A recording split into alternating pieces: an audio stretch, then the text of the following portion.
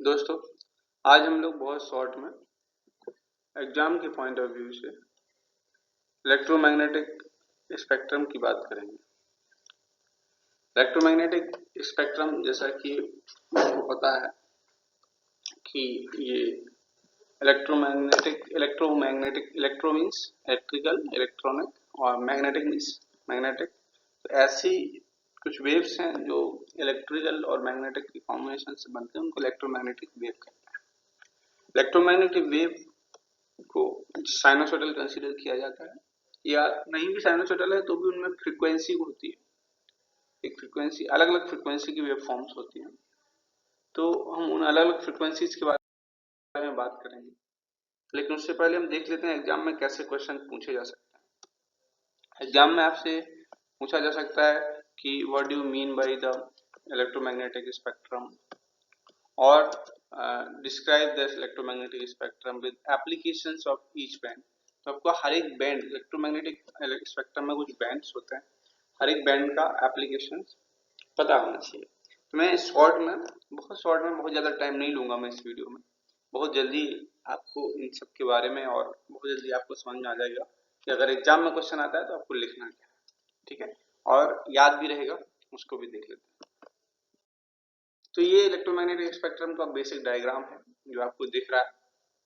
यहाँ पे शुरू में देखो आपको वेव फॉर्म बहुत स्लो चलती हुई दिख रही है, मतलब यहाँ पे इसका फ्रीक्वेंसी कम है। जैसे जैसे आगे बढ़ते हैं वेव फॉर्म का फ्रीक्वेंसी, ये वेव फॉर्म है, इस वेव फॉर्म की फ्रीक्वेंसी यहाँ पे बढ़ती जा रही है, और जैसे जैसे ये फ्रीक्वेंसी बढ़ती जा रही है तो आप देखते जाइए कि ये जो इस राइट साइड ऐसे ऐसे मूव कर रहा हूँ मैं, फ्रीक्वेंसी बढ़ती जा रही है, माइक्रोवेव से इंफ्रारेड, फिर अल्ट्रावायलेट, फिर एक्सरे, फिर गामा रेज, और फिर ऐसे ऐसे सब फ्रीक्वेंसी बढ़ती जाती है, ठीक है। तो इनके स्केल जो है आप देख सकते हो, इसकी वेवलेंथ जो होती है, वेवलेंथ कितनी होती है,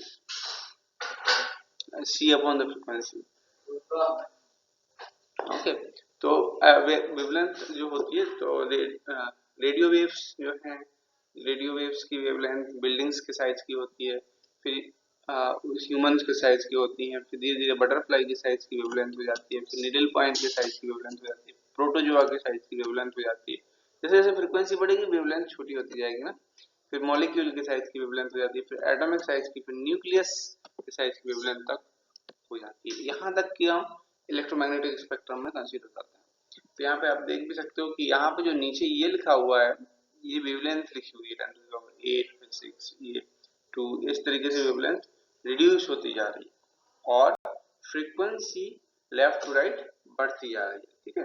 तो आप फ्रीक्वेंसी देख सकते हो, मैंने यहाँ पे एक सिंपल एग्जाम के पॉइंट ऑफ व्यू से एक सिंपल सा इलेक्ट्रोमैग्नेटिक स्पेक्ट्रम यहाँ पे ड्रॉ किया है, जिसमें एक वर्टिकली आपको याद करने के लिए सिर्फ ELF, VF, ELF मतलब एक्सट्रीमली लो फ्रीक्वेंसी, VF मतलब वाइस फ्रीक्वेंसी, VLF मतलब वेरी लो फ्रीक्वेंसी, LF मतलब लो फ्रीक्वेंसी, फिर मीडियम फ्रीक्वेंसी, फिर high frequency, very high frequency, ultra high frequency, और ये है सुपर हाई फ्रीक्वेंसी, ये है एक्सट्रीमली हाई फ्रीक्वेंसी, ठीक है।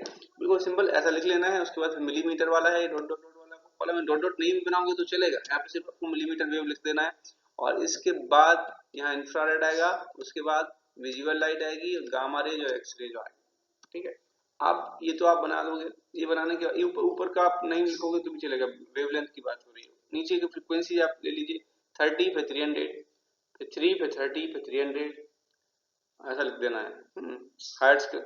हर्ट्ज का किलो हर्ट्ज, किलो हर्ट्ज के बाद मेगा हर्ट्ज, 330, 300, 330, 300 दिख रहा है आपको, पैटर्न दिख रहा है, 30, 300, फिर 330, 300, 330, 300, 330, 300, ठीक है। पैटर्न आपको दिख रहा है, 30, 300, 330, 300, 330, 300, 330, 300, ऐसा पैटर्न आपको यहाँ बना देना है। फिर शुरू में हर्ट्ज लिखे, फिर किलो हर्ट्ज लिखे, फिर मेगा हर्ट्ज लिखा, फिर गीगा हर्ट्ज लिखा, ठीक है। इस तरीके से आपका बढ़िया सा एक स्पेक्ट्रम बन जाएगा और आप इस तरीके का डायग्राम बना पाओगे, बिल्कुल याद रहेगा एग्जाम में लिखने। जब ये बन गया तो आपको अब इसके एप्लीकेशंस भी आना चाहिए। तो आप देखिए लीजिए यहाँ पे जो लो फ्रिक्वेंसीज हैं 30 to 300, पहला वाला 30 300 लिखना है आपको, तो 30 अगला वाले से जोड़ते रहिए, है ना। 30 को 300 से जोड़ दिया, फिर अगले वाले को इससे जोड़ दिया, फिर इसको इससे जोड़ दिया, तो ये 300 और ये 300 मैच करेगा, फिर ये 3 और 3 मैच करेगा, फिर ये 3 30 और 30 मैच करेगा, इस तरीके से 30 300 30 300 3 30 300 ऐसा लिखा। हाँ लिख लिया। एक्सट्रीमली लो फ्रिक्वेंसी जो है ELF पहला बैंड है, ये हमारी पावर ट्रांसमिशन के लिए यूज होती है, ठीक है। सबसे कम यहाँ पे ECG का भी वर्ड आता है, ECG सिग्नल्स वगैरह भी इसमें इसी रेंज में आते हैं। फिर अगला होता है जो ये, इसको हम वॉइस फ्रिक्वेंसी कहते हैं। ये वॉइस फ्रिक्वेंसी ऑडियो एप्लीकेशंस में, स्पीच एप्लीकेशंस में, स्पीच कम्युनिकेशन में यूज होता है, ठीक है। तो ये आप लिख लिया। वेवलेंथ आप इससे निकाल सकते हो C/F से, तो वेवलेंथ लिख सकते हो, नहीं भी लिखोगे वेवलेंथ तो भी चलेगा, फ्रीक्वेंसी बैंड लिख लेंगे, ठीक।